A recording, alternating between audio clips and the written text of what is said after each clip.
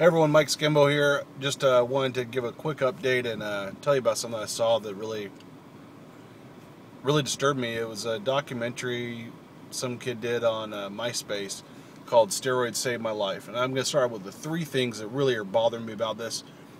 Number one, he's too young. I mean, the guy is in his 20s, early 20s, and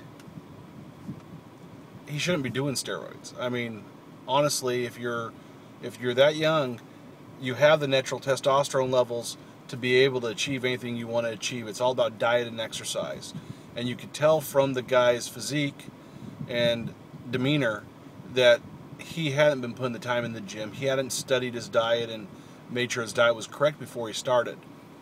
The second thing is he never talks about diet or talks about his workout plan, or the clips you see of him actually working out is just silly.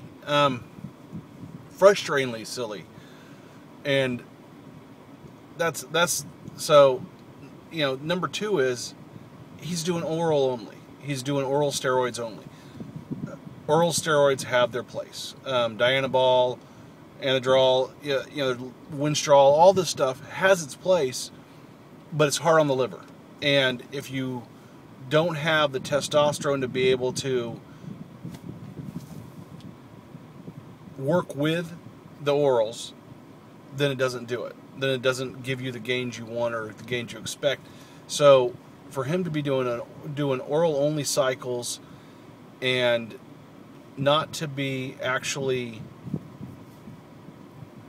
researching this and doing this correctly, it's dangerous. It's not good. He never talks about his PCTs, number three. So in my opinion, that tells me the guy doesn't have a post-cycle therapy plan, so he's just asking to hurt himself. Now, I've only watched the first part of that documentary. Maybe it gets better. I don't know. I'm going to watch the other two parts when I get a chance. But man, I can't believe that someone let that go on. I can't believe that number one, he was willing to put himself out there and do a documentary, film himself doing this without having taken the proper measures to make sure that he knew what he was doing. But other than that, I hope that people don't see that and go, oh, I can take steroids too.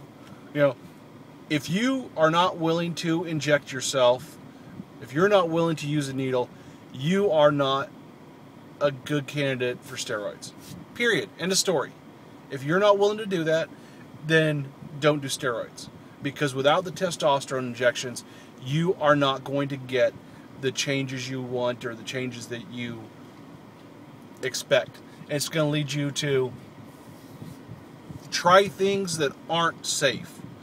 Because you're doing this because you want that boost. And so 50 milligrams of Dianabol isn't making the change. Let's go to 100 milligrams of Dianabol. Oh, let's go to 200. Let's go to 300. And you're still not going to get the changes you want, but at that point you're actually hurting your liver and that's horrible. You don't want to be hurting your liver. Anyway, this is Mike. I hope you guys have a safe day out there, and I hope anyone who's thinking about doing steroids and watching this takes the time to really, really research what you're doing. Make sure you know what the side effects are, what the potential consequences are, and make sure before you ever look at taking steroids that your diet and your exercise are rock solid. If you have questions about your diet, or you haven't thoroughly researched your diet and are on your diet eating clean for a good solid month, and that's the minimum. I'd say 90 days, but I know people are too impatient. If you haven't been eating clean for a good solid month, don't do it. You're just wasting money at that point. You're risking your health. You guys take care. Bye.